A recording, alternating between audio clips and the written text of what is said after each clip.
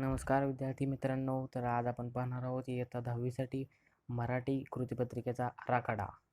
तर चला तर आपल्या व्हिडिओला आजच्या सुरुवात करूया. तर 10वीसाठी संपूर्ण मराठी कृतीपत्रिका आराखडा हा 80 गुणांचा असणार आहे. त्यामध्ये एकूण 5 विभाग असणार आहेत.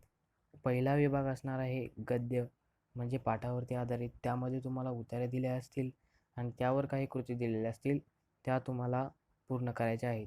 दुसरा विभाग आहे पद्य.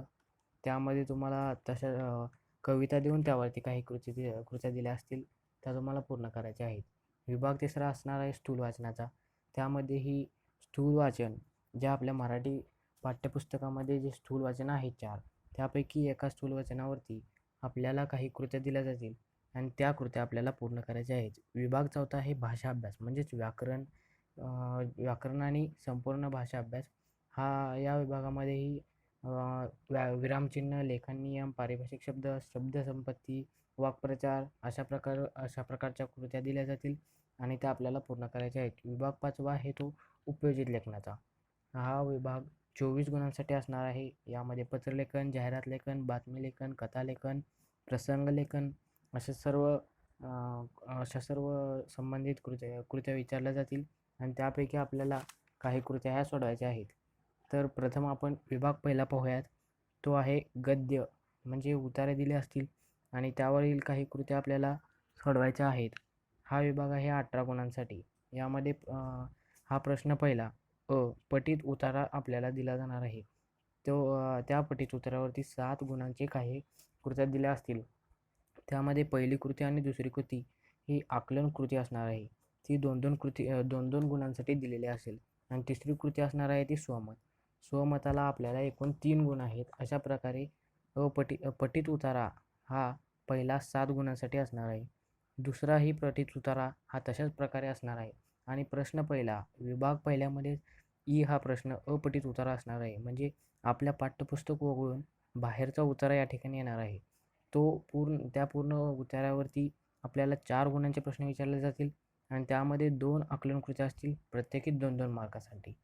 आणि ह्या अपठित उताऱ्यामध्ये आपल्याला हे लक्षात ठेवायचं आहे की आपल्याला या ठिकाणी पाठ्यपुस्तकातील उतारा येणार नाही.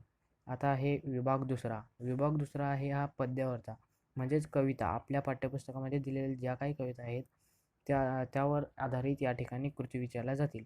हा विभाग दुसरा आहे एकूण 16 गुणांसाठी. म्हणजे प्रश्न दुसरा, यामध्ये 2 पद्य आपल्याला 2 कविता दिल्या जातील. प्रत्येकीसाठी 8-8 गुणांच्या कृत्या विचारल्या जातील. तर आपण एकाचे पाहूया. म्हणजे त्यामध्ये पहिले असणार आहे आकलन कृती. ती असणार आहे 2 गुणांसाठी. दुसरी आहे आकलन कृती, ती आहे 2 गुणांसाठी. अशा 2-2 मार्कांसाठी प्रत्येकी 2 कृत्या या ठिकाणी दिल्या जातील. तिसरी कृती आहे ती कवितेतील शब्दांचे अर्थ, त्यासाठी 2 गुण असणार आहेत. आणि चौथी आहे काव्यसौंदर्याची कृती, ती असणार आहे 2 गुणांसाठी. त्यानंतर प्रश्न दुसऱ्यामधीलच आहे पद्य मुद्दे, म्हणजेच आपल्याला कवितेचं रसग्रहण करायचं आहे. यामध्ये कवितेचे नाव, त्यासाठी 1 गुण, कवितेचा विषय 1 गुण, ओळींचा अर्थ 2 गुण, कविता आवडण्याचे न आवडण्याचे कारण 2 गुण, शब्दांचा अर्थ 2 गुण. अशा प्रकारे कवितेचं रसग्रहण दिलेल्या मुद्द्यांच्या आधारे आपल्याला करून लिहायचं आहे. यासाठी 8 गुण असणार आहेत. म्हणजे पहिले असणार आहे कविता आणि दुसऱ्यामध्ये आपल्याला दिलेल्या मुद्द्यांच्या आधारे कवितेचं रसग्रहण करायचं आहे. तर 2 विभाग झालेले आहेत. पहिला विभाग गद्य, तो होता 18 गुणांसाठी. दुसरा विभाग पद्य, तो होता 16 गुणांसाठी.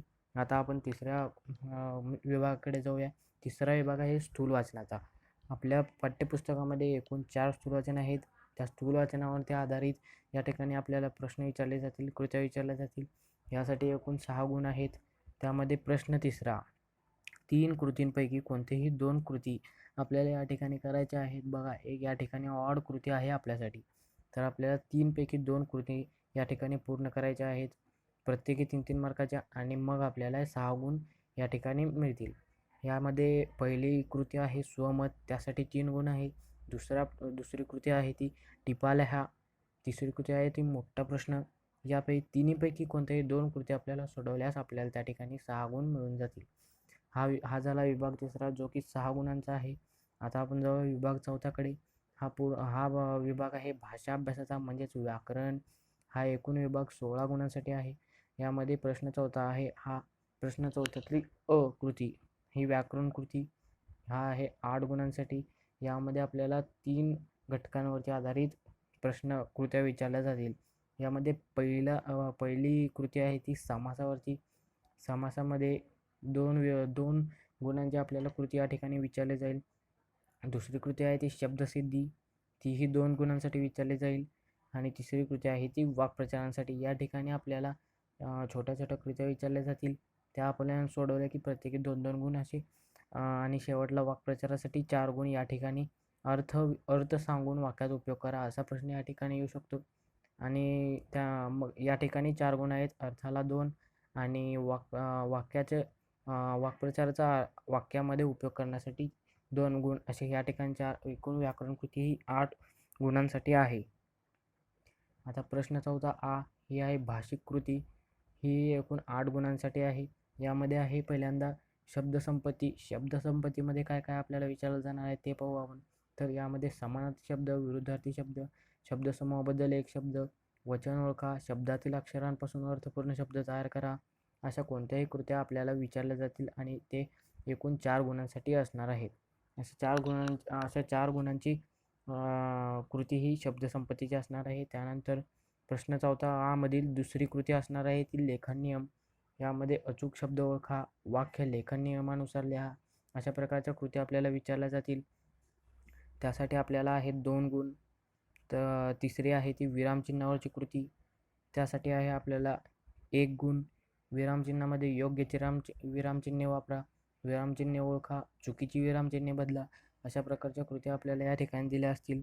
त्यासाठी एकूण 1 गुण आहे. चौथा आहे पारिभाषिक शब्द, तो 1 गुणासाठी आहे.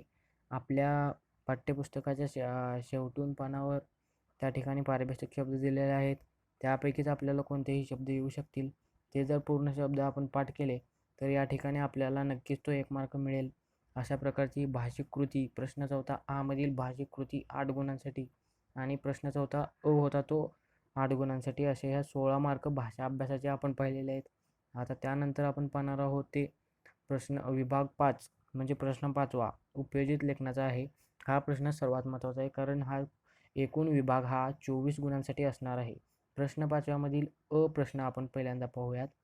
प्रश्नामध्ये पत्रलेखन किंवा सारांश लेखन या ठिकाणी आपल्याला ऑड देण्यात आलेला आहे. पत्रलेखनामध्ये आपल्याला 2 कोणतेही पत्राचे विषय दिले जातील.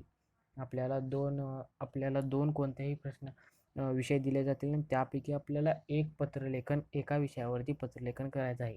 एका विषयावरती पत्रलेखन केल्यास आपल्याला या ठिकाणी 6 गुण आहेत. किंवा आपण सारांश लेखन करू शकतो. जर पत्रलेखन नाही केले तर आपण सारांश लेखन ऑड आहे, दोन्हीपैकी कोणताही एक आपण करू शकतो. तर सारांश लेखन करायचं आहे. यासाठी प्रश्न पहिला मध्ये दिलेल्या अपठित उत्तराचे आपल्याला सारांश लेखन करायचे आहे. तर प्रश्न पहिला जो होता त्यामध्ये जो होता मधील अपठित उत्तराचे आपल्याला सारांश लेखन या ठिकाणी करणं आवश्यक आहे. नाहीतर आपण एखादं पत्रलेखन केले तरी चालेल. या ठिकाणी 2 विषय असतात पत्रलेखनासाठी, त्यापैकी आपल्याला एक लिहायचं आहे किंवा आपल्याला सारांश लेखन करायचं आहे. प्रश्न पहिला अपठित उत्तराचे सारांश लेखन आपल्याला करायचं आहे. यामध्ये आता प्रश्न 5वा आहे. त्यामध्ये 3 आपल्याला विचारले जाते प्रश्न. त्यापैकी आपल्याला 2 कृत्या सोडवायच्या आहेत. या 2 कृत्यांना प्रत्येकी 5-5 असे 10 गुण आहेत. म्हणजे प्रश्न 5वा हा 10 गुणांचा आहे. यामध्ये पाहूया आपण कोणत्या कोणत्या कृत्या विचारल्या जातील. जाहिरात लेखन, बातमी लेखन आणि कथा लेखन अशा 3 कृत्या आपल्याला या ठिकाणी विचारल्या जाणार आहेत. त्यापैकी आपल्याला कोणत्याही 2 कृत्या सोडवायच्या आहेत प्रत्येकी 5-5 मार्कांच्या. या 2 कृत्या सोडवल्या की आपल्याला या ठिकाणी सहजपणे 10 गुण प्राप्त होऊ शकतात. आणि अशा प्रकारचा आता हा प्रश्न 5वा 10 गुणांचा झाला. प्रश्न 5वा आता आपण प्रश्न 5वा पाहूयात. प्रश्न 5वा आहे निबंध लेखनाचा. त्यामध्ये 3 आपल्याला निबंधाचे विषय दिले जाणार आहेत. 3 पैकी कोणताही एक विषय निवडून आपल्याला एकाच विषयावरती निबंध लेखन करायचे आहे. यामध्ये बघा आपल्याला 3 दिले जाणार. 3 पैकी आपल्याला फक्त एकावरती लिहायचं आहे. 3 विषय कशा-कशाचे असणार आहेत, तर प्रसंग लेखनावर एक, आत्मकथनावर एक आणि वैचारिक लेखन यावरती एक. अशा 3 पैकी आपल्याला कोणत्याही 3 ह्याच्यावरती विचारलं जाईल आणि मग 3 विषयांपैकी एक विषय निवडून आपल्याला निबंध लेखन या ठिकाणी करायचं आहे. यासाठी आहेत आपल्याला 8 गुण. तर बघा आपण पहिल्यापासून अजून एकदा हे पाहूयात. विभाग पहिला आहे 18 गुणांचा, विभाग दुसरा आहे 16 गुणांचा, विभाग तिसरा आहे 6 गुणांचा, विभाग चौथा आहे 16 गुणांचा आणि शेवटी विभाग 5वा जो अत्यंत महत्त्वाचा उपयोजित लेखन, यावरती आपण आत्तापासूनच भर दिला पाहिजे. एक कृतींचा अभ्यास केला पाहिजे, त्याचे उदाहरणे सोडवले पाहिजेत. रोज एक विषय घेऊन त्यावरती उपयोजित लेखन केलं पाहिजे. पत्रलेखन, सारांश लेखन, जाहिरात लेखन, बातमी लेखन, कथा लेखन आणि त्याचबरोबर प्रश्न चौथ्यामधील जे काय आहेत व्याकरण भाषिक कृतीमधील शब्दसंपत्तीमधील जे काय आहेत, समानार्थी शब्द असो, विरुद्धार्थी शब्द असो, शब्दसमूहाबद्दल एक शब्द किंवा पारिभाषिक शब्द असो, हे सर्व आपण आत्तापासूनच आपण यावरती जर वाचन केलं तर आपल्याला याचे गुण नक्कीच आपल्याला प्राप्त होतील सहजपणे. तर आपल्याला कसा वाटला हा व्हिडिओ हा नक्कीच कमेंटमध्ये तुम्ही सांगू शकता आणि लाईक करून सबस्क्राईब करायला विसरू नका.